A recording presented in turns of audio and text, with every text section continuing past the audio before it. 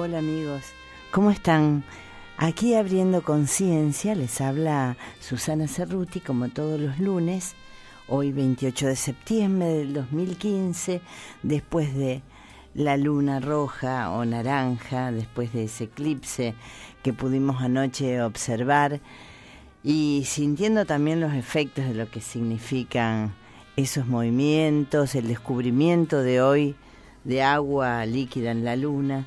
Bueno, todas estas cosas de las que hace mucho tiempo venimos charlando y que hoy se va a coronar con uno de los temas que más me gusta, que es sobre la agricultura ecológica, y les voy a hablar de permacultura y de una persona muy sabia que se llamó Masanobu Fukuoka, para que ustedes conozcan su vida y su obra y cómo él llegó a un concepto de la relación de la agronomía o de la agroecología y de la naturaleza, que es totalmente sorprendente porque implica justamente no hacer una práctica que realizó toda su vida, una vida realmente con muchos avatares y con muchos frutos para la humanidad.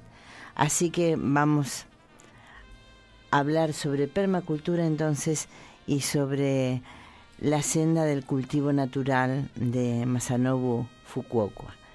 Ustedes pueden llamar al 558 70 70, al 223 0909, o pueden ingresar a mi Facebook, Susana Cerruti, o Abriendo Conciencia. Y ahí en Abriendo Conciencia, en el Facebook del programa Abriendo Conciencia, van a encontrar todos los videos de los programas anteriores. Si les interesa escuchar alguno en particular, lo pueden buscar lunes por lunes. Y como les decía,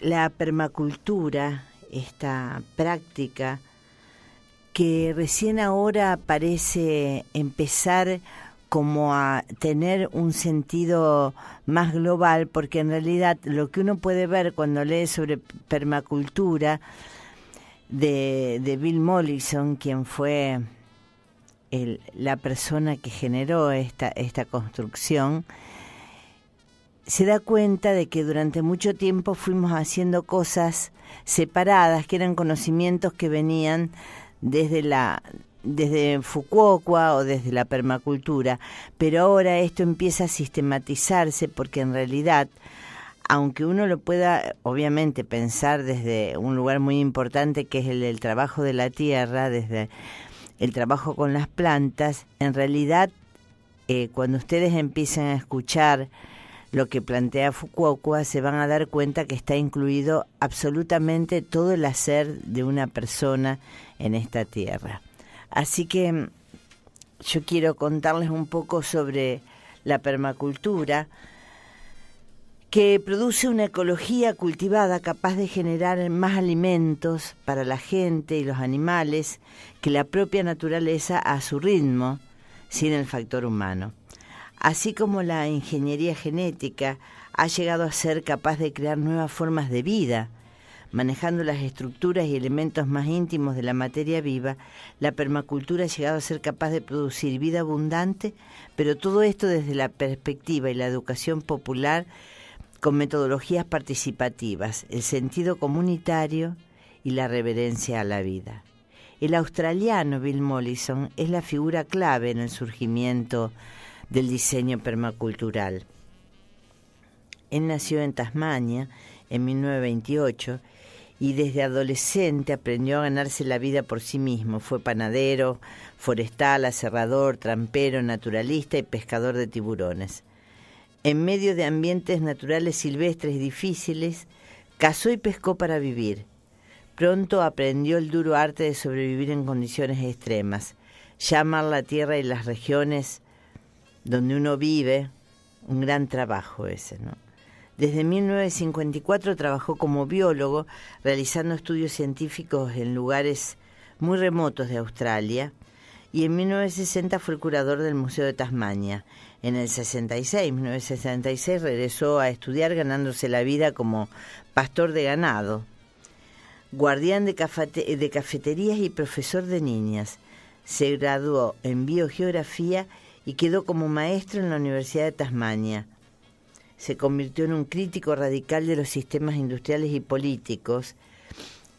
Y esa oposición, dice él, por fin no cumple nada. No quería oponerme a nada y perder mi tiempo. Quería regresar solo con algo muy positivo, algo que nos permitiera vivir a todos sin el colapso total de los sistemas. En 1974, en conjunto con su estudiante David Holmgren, su tesis de doctorado fue clave. Desarrolló una estructura para un sistema de agricultura y de estilo de vida sostenible, para el cual acuñó la palabra permacultura. Esto culminó en el 78 con la publicación del libro Permacultura 1, y un año después hizo el libro 2, y muchos especialistas y académicos se sintieron ultrajados por la combinación permacultural de agricultura, silvicultura, manejo de animales y asentamientos humanos. Bill ha dicho que si bien en sus inicios la permacultura apuntó hacia el autoabastecimiento de la familia y de la comunidad, sin embargo la autosuficiencia no tiene razón si la gente no tiene acceso a la tierra, a la información y a los recursos económicos. Así, en los últimos años, la permacultura se está dirigiendo también hacia estrategias para acceso a la tierra legales y financieras, tales como autofinanciamiento regional, estructuras de negocios, intercambios de servicios y productos, sistemas económicos alternativos no basados en el sistema monetario internacional. Y de esta manera la permacultura está tomando un rostro profundamente creativo y revolucionario. Desde el 79, Mollison dejó la academia y se ha dedicado a practicar con el ejemplo, construir sistemas biológicos sostenibles. Paralelamente, formó el Instituto de Permacultura en Australia. En 1991 ya había más de 4.000 personas graduadas, avaladas por este instituto. Actualmente hay más de 140 centros diseminados en 50 países, bajo el principio de no centralización, con 20.000 personas entrenadas. En 1981, Mollison recibió el Premio Nobel Alternativo por parte del Parlamento sueco, el reconocimiento de Holanda, Gran Bretaña, y en 1991 la Academia de Ciencias de Rusia le otorgó la medalla Vavilov por primera vez a un extranjero. Mollison considera que Masanobu Fukuoka, autor de La Revolución de la Brizna de Paja, sintetiza muy bien la filosofía básica de la permacultura. Trabajar con la naturaleza, no contra ella. Para esto hay que observar cuidadosas y profundamente cómo trabaja la naturaleza antes que manipularla. En este sentido, la permacultura ha estudiado profundamente algunos de los principales sistemas productivos y estilos de vida indígenas a lo largo y ancho del mundo. Cuando te interesa o encontrás en el camino un libro, si no es porque estás muy intelectualizada o muy intelectualizado, en realidad es porque algún pensamiento y alguna conexión con lo que estás haciendo trae ese libro. Entonces, no es cualquier libro. Y además, cuando lo lees, te pasa que reconoces que muchos de esos pensamientos los habías proyectado, los habías pensado, los habías programado, era tu sueño, tu deseo, porque los conceptos, estos conceptos que son como ese mandala que hizo Masanobu, son la serpiente que se muerde la cola. Los conceptos que realmente nos llaman y que pasan por nosotros y que los vamos trabajando en nuestra vida, no que simplemente los leemos de un libro, esos conceptos, como el mandala de Fukuoka, llegan a nosotros porque en realidad terminamos siendo parte del instrumento que va a reproducir la posibilidad de que esa circularidad de la vida se siga dando. Entonces, hay libros que no se leen intelectualmente, hay libros que nos buscaron, hay libros donde podemos encontrar a lo mejor métodos o palabras o simplemente, y lo más importante, leer ese libro nos abre dentro nuestro alguna sensibilidad y alguna condición para estar más cerca, para estar más conectados con la naturaleza, para entender que esto no es ni ser hippie, ni ser idealista, ni ser volado. Hoy es el momento presente más crítico en relación a lo que se ha hecho con la naturaleza. Cuando digo a lo que se ha hecho incluso con la materia, con esa materia de la cual también somos parte. Porque no es nosotros, sujeto, le hacemos algo al objeto naturaleza. Ese pensamiento es un pensamiento que no, digamos, no entra en ningún concepto de sistema integrado, en ningún concepto de circularidad. Naturaleza y sujeto están en crisis y es necesario volver a que cada cosa esté en su lugar. Por eso, ¿cuántas personas conocen en Argentina a Fukuoka? Yo se lo escuché nombrar a 2 personas, a Jorge Lepra y a María Gila, con quien muchas veces hemos charlado sobre prácticas de la ecología, sobre lo que hacía cada uno, pero después no lo escuché, y alguna amiga que está entrenada en permacultura, que tiene un pensamiento de permacultura, pero me sobran los 10 dedos de la mano. ¿Y esto será casual? No. Tanto Bill Mollison como Masanobu Fukuoka son revolucionarios en relación al concepto de lo que es la agroecología y qué significa en nuestra vida, en la vida de la humanidad, ¿no? Así que ahora vamos a ir a un temita, creo que Pedro Aznar, y después vamos a volver al mundo, a este maravilloso mundo de Fukuoka. Te recomendamos el libro Cómo vivir con menos tiempo real, de la psicóloga Susana Cerruti, donde encontrarás las claves para conectarte con las nuevas energías. En venta en Homo Sapiens y Buchin Libros. Les decía que Masanobu Fukuoka fue un tipo verdaderamente revolucionario, como Mollison. Juan Madrigal escribe un artículo que evidentemente fue un artículo que escribió poco antes sobre Fukuoka, poco antes de que este hombre desencarnara, ¿no? Creo que fue en el 2008. Y Juan Madrigal dice que es un peculiar japonés que tiene más de 50 años cultivando la tierra como una forma de vida sabia y espiritual. En ese momento, cuando escribió este artículo, tenía 87 años. Y se dedica a vivir la forma más radical de agricultura orgánica, lo que él llama el cultivo natural. Esto lo ha llevado a ser muy conocido y apreciado en Estados Unidos, en Asia y en Europa. Nació en 1913 en un pueblito de la isla, un pueblito campesino de la isla Shikoku, en el sur de Japón. Fue entrenado en microbiología y se especializó como fitopatólogo. Trabajó como inspector agrícola de aduanas, realizando ensayos de laboratorios en relación a la importación y exportación de vegetales. Y ahí conoció el método científico y su filosofía implícita. Durante la Segunda Guerra Mundial él trabajó como supervisor de agricultura científica con la tarea de incrementar la producción de alimentos.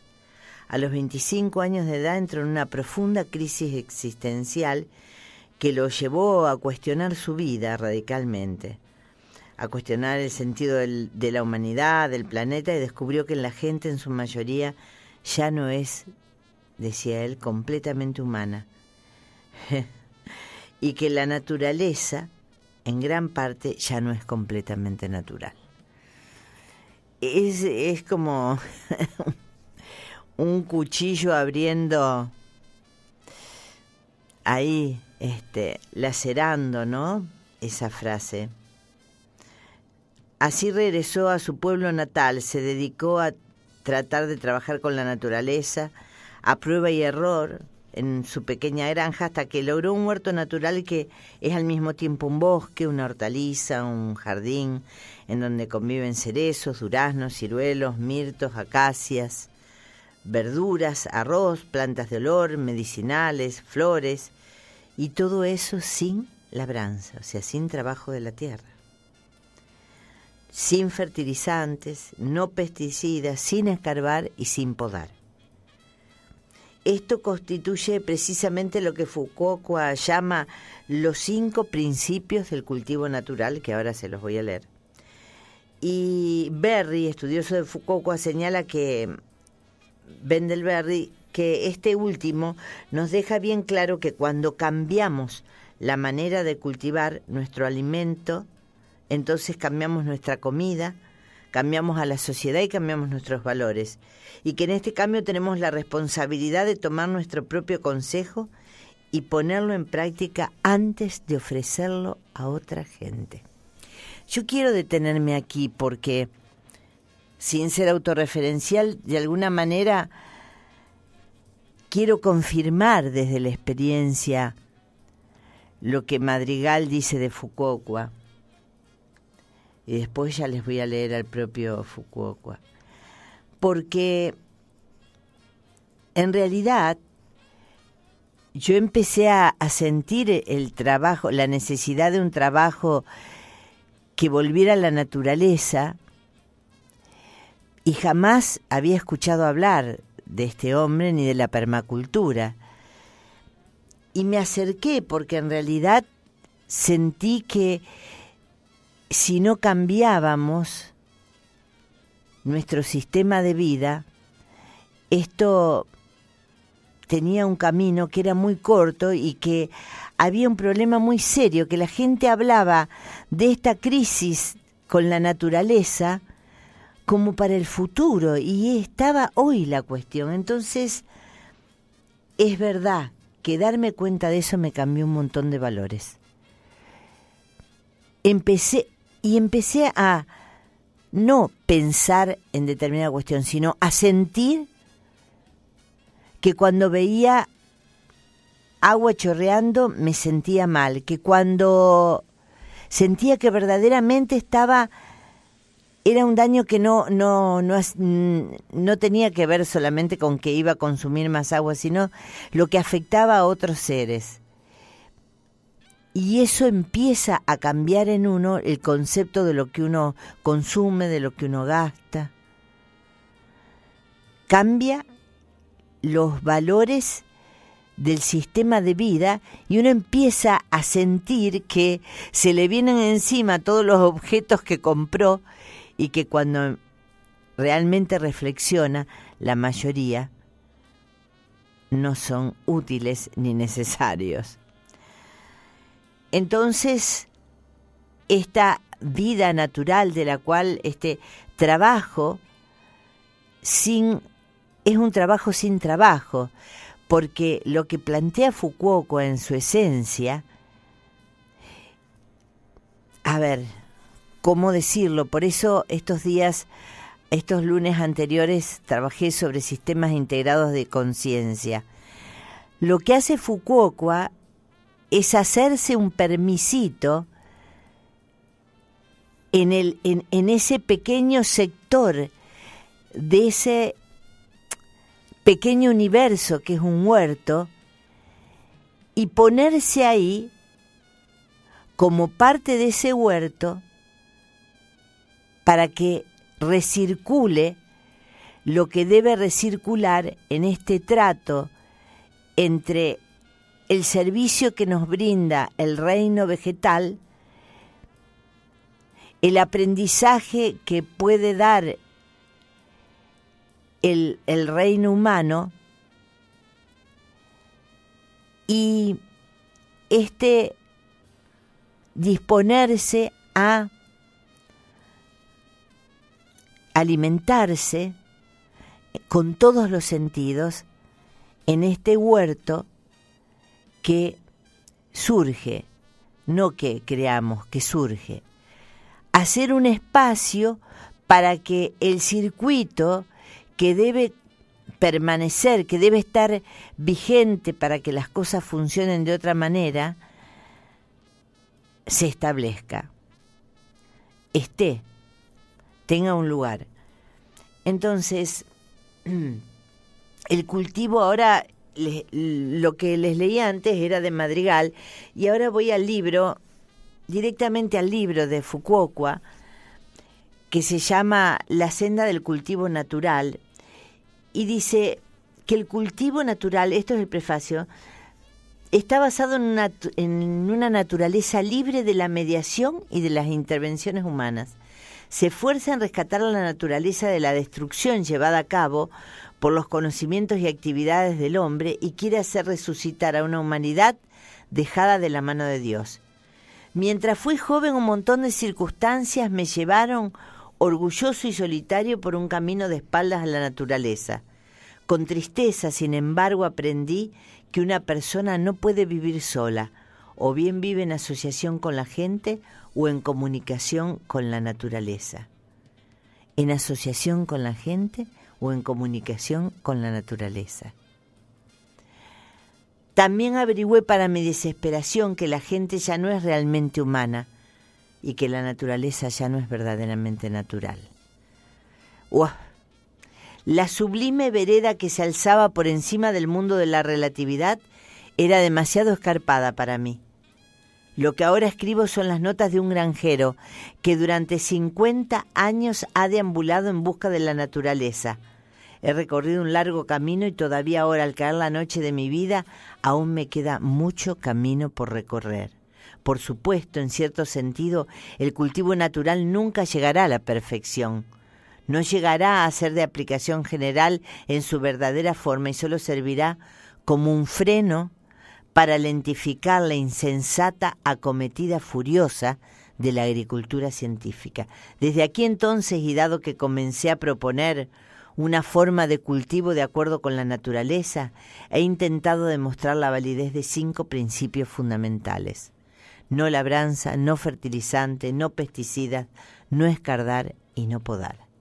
Durante los muchos años que han pasado desde aquella época, jamás he dudado ni una sola vez de las posibilidades de una senda natural de cultivo que renunciase a toda sabiduría e intervención humana. Para los científicos convencidos de que la naturaleza puede ser comprendida y usada gracias a la inteligencia y la mediación humana, el cultivo natural es un caso especial y no universal.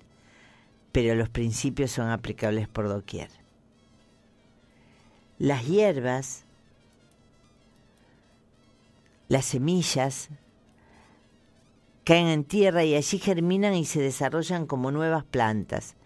Las semillas sembradas por la naturaleza no son tan débiles como para crecer solo en campos arados. Las plantas han crecido siempre por siembra directa, sin labranza. La tierra de los campos es removida por pequeños animales y raíces y enriquecidas por abono vegetal, procedente de plantas. Solo a lo largo de los últimos 50 años, o así se ha pensado en los fertilizantes químicos como algo indispensable. En realidad, la vieja práctica de utilizar estiércol y abono ayuda a acelerar el desarrollo de la cosecha, pero esto también agota el terreno del cual es tomado el material orgánico que integra el abono. Incluso el cultivo orgánico, que cada uno está practicando con gran exageración recientemente, no deja de ser simplemente otro tipo de cultivo científico. El mover los materiales orgánicos de aquí para allá para elaborarlos y tratarlos produce muchas molestias.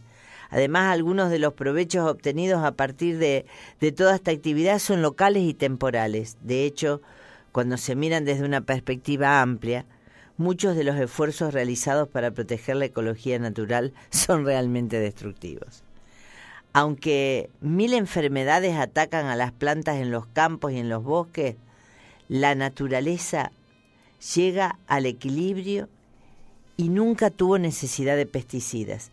El género humano se confundió cuando, identificando estas enfermedades como daños por insectos, creó con sus propias manos la necesidad de labrar y fatigarse.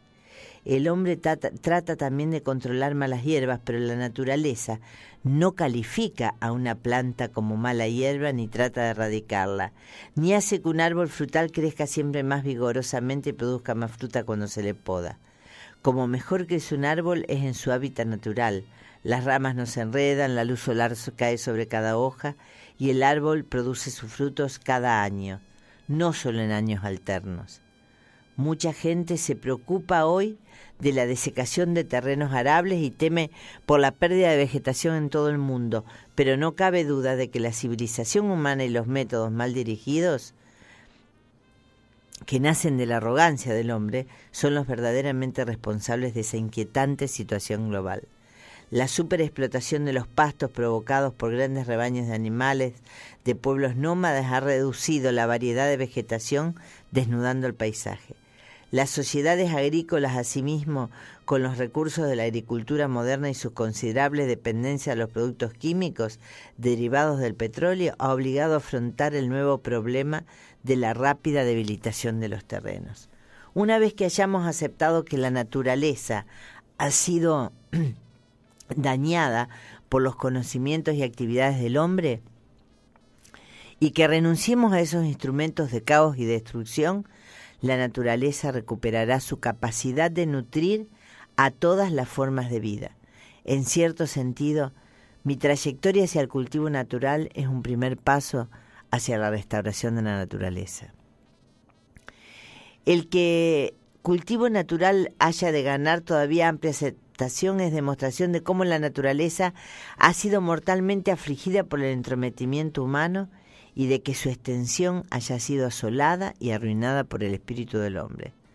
Todo esto hace mucho más crítica la misión de los cultivos naturales.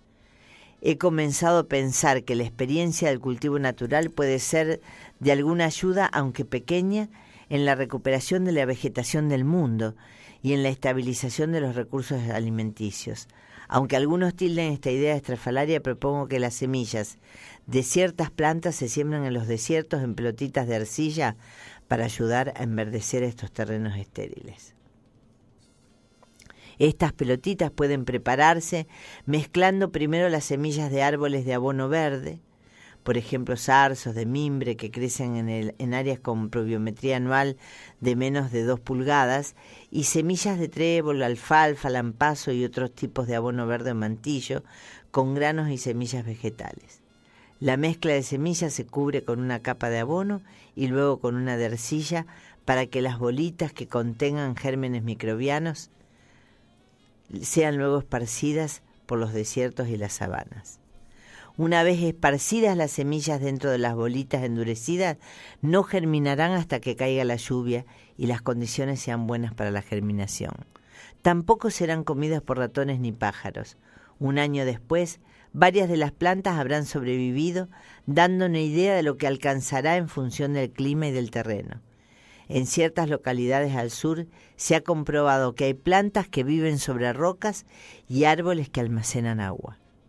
Algo se conseguirá mientras nosotros intentemos rápidamente cubrir los desiertos con un manto verde de hierba. Esto a su vez devolverá las lluvias. Hay uno de los capítulos de Masanobu que se llama En la naturaleza no hay ley de causa y efecto. A mí me impresionó mucho este hombre, ¿no? Y ese título me llevó inmediatamente a buscar a qué se refería. Ahora vamos a volver para seguir esta circularidad de Fukuoka, este modo de estar a través de la naturaleza integrando todo, en esto que llamo los sistemas integrados de conciencia. Es mucho más que la agroecología. Es un modo de vida que está directamente relacionado con el soplo vital, con la posibilidad de que la inteligencia de nuestro cuerpo pueda estar en consonancia con la tierra. Ya volvemos. Estaba leyendo un chiste que no es un chiste. Dice que un mono vio un pez en el agua y lo sacó. Contento el mono, que le estaba salvando la vida al pez. El pez, ¿qué pasó? Murió. Qué importante es entender el mundo del otro. Es muy bueno.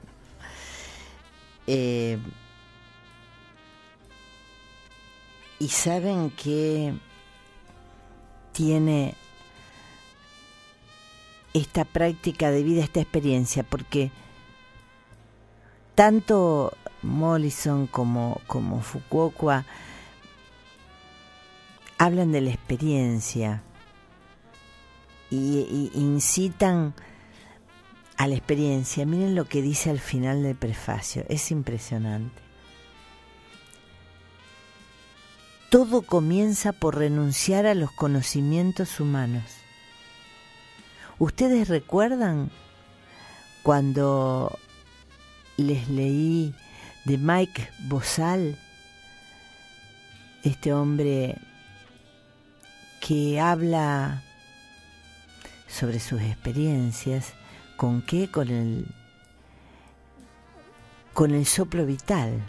Él habla, ¿se acuerdan cuando él dice primero conciencia, luego rendición? ¿Se acuerdan de esa frase que durante tanto tiempo la traje al programa para que la analizáramos, porque es el tema central de mi segundo libro? Primero conciencia, luego rendición. Cuando él dice todo comienza por renunciar a los conocimientos humanos, no es porque sean malos los conocimientos humanos, es porque cuando hay un fenómeno que cuando uno lee algo, cree que sabe. Y el conocimiento y el saber no tienen nada que ver. Entonces, el tema es que el saber o la sabiduría es dejar el conocimiento para entender que hay un otro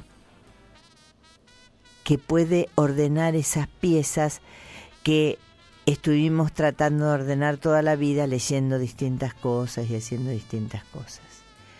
Fukuoka dice, aunque quizás solo sea el sueño vacío de un granjero que ha intentado en vano retornar a la naturaleza y al lado de Dios, yo anhelo llegar a ser sembrador de esa semilla. Nada me agradaría tanto como encontrar otras personas que también piensen así. Porque ustedes saben que, como les decía antes, este no es justamente un pensamiento, el de Fukuoka, o una experiencia, en realidad, como les decía, que se haya extendido en el mundo.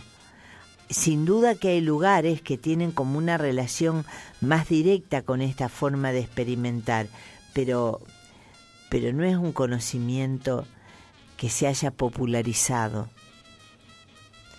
Y no es casualidad que no haya sido así.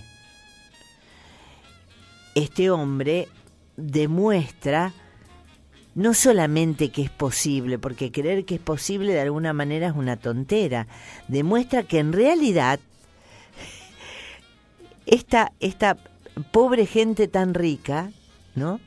Tan rica de verdes y no de plantas, sino de dólares por la soja,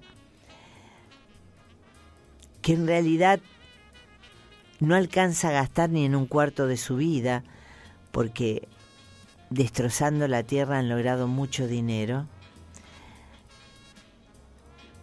Lo que muestra Fukuoka es que muchas de las cosas que hacen podrían dejar de hacerlas y también ganar dinero.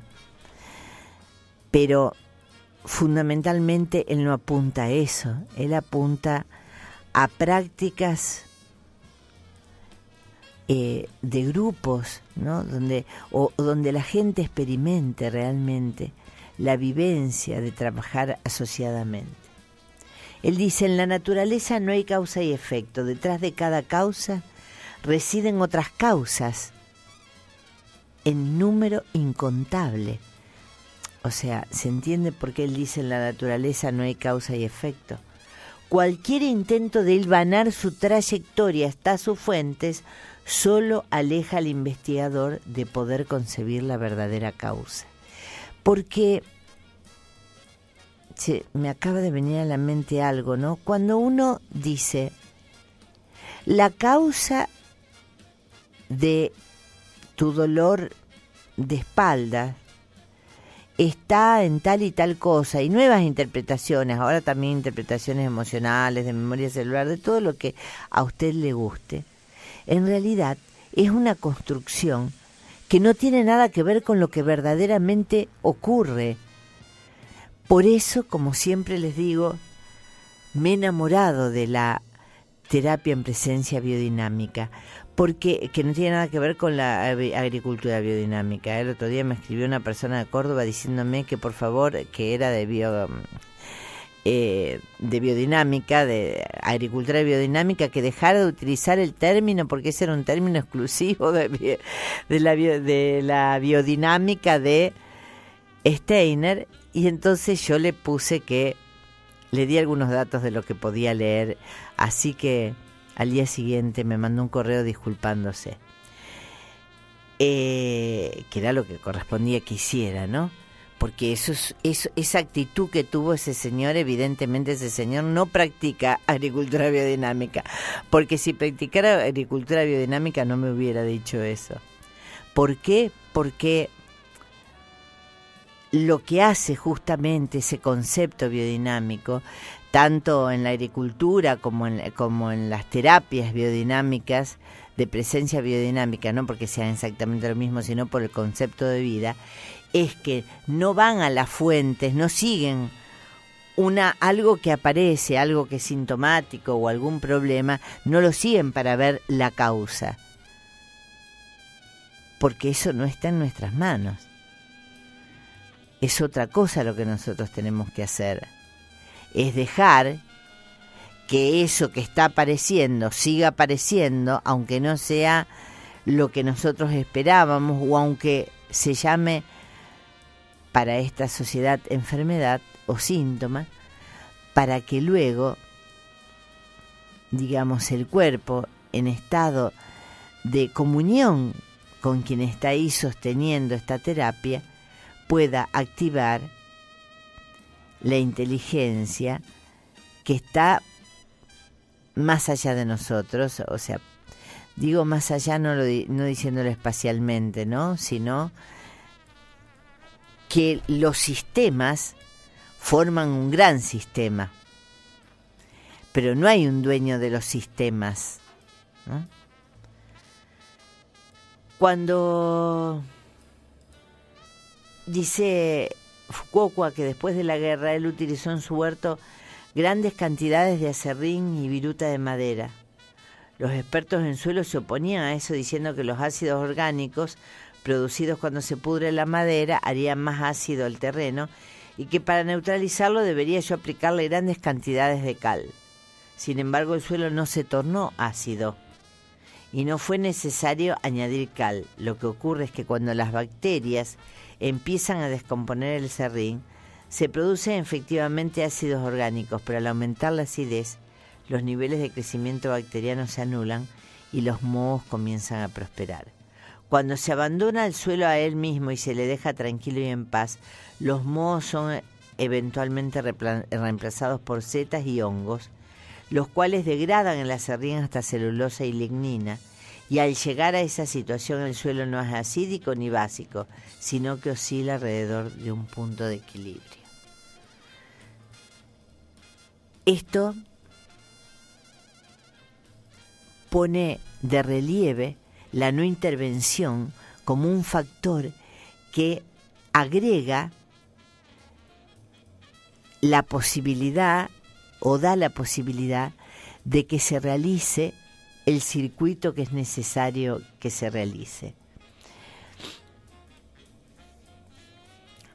Y él dice que puede existir cualquier número de factores entrelazados, pueden adoptarse diversas medidas a diferentes tiempos y bajo diferentes condiciones o aplicarse un método más adecuado, pero con la aceptación general de la explicación científica de la enfermedad de la roya del arroz, por ejemplo, surge la creencia de que la ciencia está trabajando en una línea correcta. Las ininterrumpidas mejoras en la formulación de los pesticidas usados para el control directo de la enfermedad han llevado al presente estado de cosas, aplicando pesticidas varias veces al año como si fuera una panacea. Pero según las investigaciones, ahondando más y más profundamente, lo que se aceptó una vez como un hecho simple y sencillo ya no es tan claro y las causas dejan de ser lo que parecían.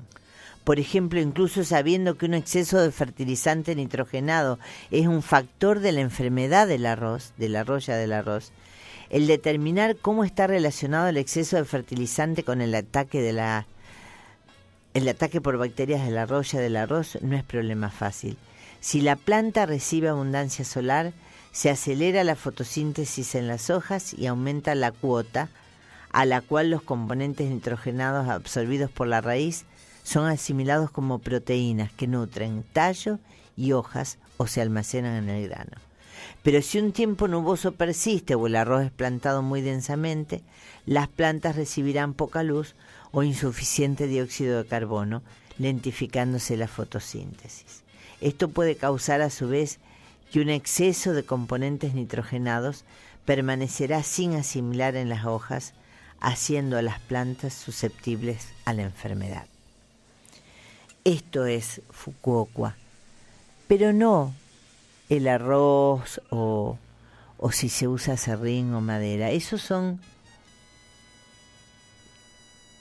lo que tenemos que entender, que eso fue su experiencia de un hombre que, digamos, cuando él dice no participación, no es porque no hacía nada, investigó de las plantas y de las fitopatologías y de microbios, o sea, un gran estudioso, ¿no? Como suelen ser los japoneses.